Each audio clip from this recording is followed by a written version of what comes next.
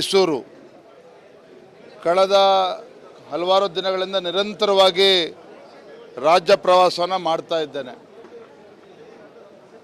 ಕಾರ್ಯಕರ್ತರಲ್ಲಿ ಇವತ್ತು ಉತ್ಸಾಹ ಇಮ್ಮಡಿ ಆಗಿರ್ತಕ್ಕಂಥದ್ದು. ಭಾರತೀಯ ಜನತಾ ಪಾರ್ಟಿ ಮತ್ತು ಜಾತ್ಯತೀತ ಜನತಾದಳದ ಪಕ್ಷದ ಮುಖಂಡರು ಕಾರ್ಯಕರ್ತರು ಒಟ್ಟಾಗಿ ಹೊಂದಾಣಿಕೆಯಿಂದ ಹೋಗ್ತಾ ಇರ್ತಕ್ಕಂಥದ್ದು.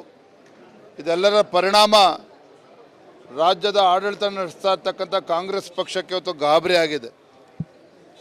ಲೋಕಸಭಾ ಚುನಾವಣೆಯಲ್ಲಿ ಜನರು ಆಶೀರ್ವಾದ ಮಾಡ್ತಾರೆ ಎನ್ನುವ ಭ್ರಮೆನಲ್ಲಿದ್ದಂಥ ಕಾಂಗ್ರೆಸ್ ಪಕ್ಷಕ್ಕೆ, ಆಡಳಿತ ಪಕ್ಷಕ್ಕೆ ಇವತ್ತು ಆತಂಕ ಸೃಷ್ಟಿಯಾಗಿದೆ. ಎಲ್ಲೋ ಒಂದು ಕಡೆ ಅವ್ರು ನಂಬ್ಕೊಂಡಿರ್ತಕ್ಕಂಥ ಪೊಳ್ಳು ಭರವಸೆಗಳು, ಗ್ಯಾರಂಟಿಗಳು ಕೈ ಕೊಡ್ತಾ ಇದೆ. ಜನ ನರೇಂದ್ರ ಮೋದಿಜಿಯವ್ರನ್ನ ಬಯಸ್ತಾ ಇದ್ದಾರೆ, ನರೇಂದ್ರ ಮೋದಿಜಿಯ ಗ್ಯಾರಂಟಿಯನ್ನು ಬಯಸ್ತಾ ಇದ್ದಾರೆ. ನರೇಂದ್ರ ಮೋದಿಜಿಯವರು ಕಳೆದ 10 ವರ್ಷದಲ್ಲಿ ಕೊಟ್ಟಿರ್ತಕ್ಕಂಥ ಕೊಡುಗೆಗಳ ಬಗ್ಗೆ ವಿಶ್ವಾಸವನ್ನು ಇಟ್ಕೊಂಡಿದ್ದಾರೆ ಹೊರತು ಕಾಂಗ್ರೆಸ್ ಪಕ್ಷದ ಬಗ್ಗೆ ವಿಶ್ವಾಸ ಕಳೆದುಕೊಂಡಿದ್ದಾರೆ ಅಂತಕ್ಕಂಥ ಅರಿವು ಅವ್ರಿಗೆ ಆಗ್ತಾ ಇದೆ. ನನಗೆ ಸಂಪೂರ್ಣ ವಿಶ್ವಾಸ ಇದೆ. ಇವತ್ತು ರಾಜ್ಯದಲ್ಲಿ ಏನು ಕಳೆದ ವಿಧಾನಸಭಾ ಚುನಾವಣೆಯಲ್ಲಿ ನಮಗೆ ಸ್ವಲ್ಪ ಹಿನ್ನಡೆ ಆಗಿತ್ತು. ಇವತ್ತು ವಿರೋಧ ಪಕ್ಷದಲ್ಲಿ ಕೂರ್ತಕ್ಕಂಥ ಸಂದರ್ಭ ಏನು ಬಂದಿದೆ.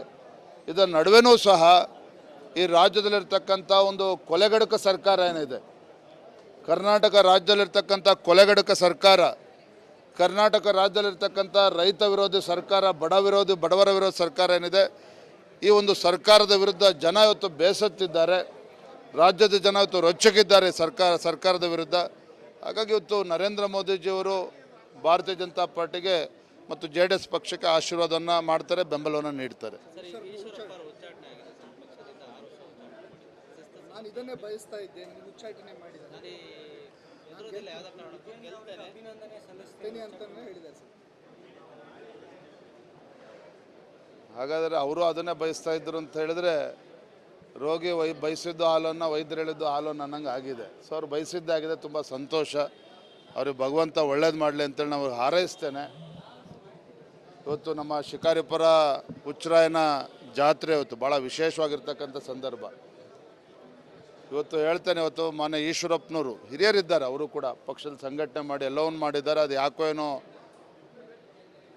ಅಡ್ಡದಾರಿಯನ್ನು ಹಿಡ್ಕೊಂಡೇನು ಹೊರಟಿದ್ದಾರೆ.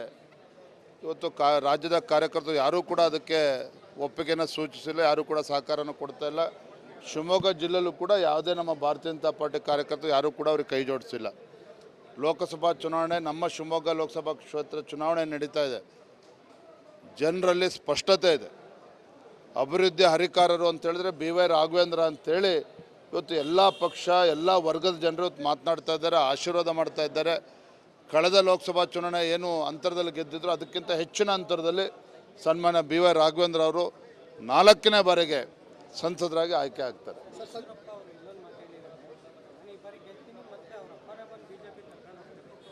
ಹೌದಾ?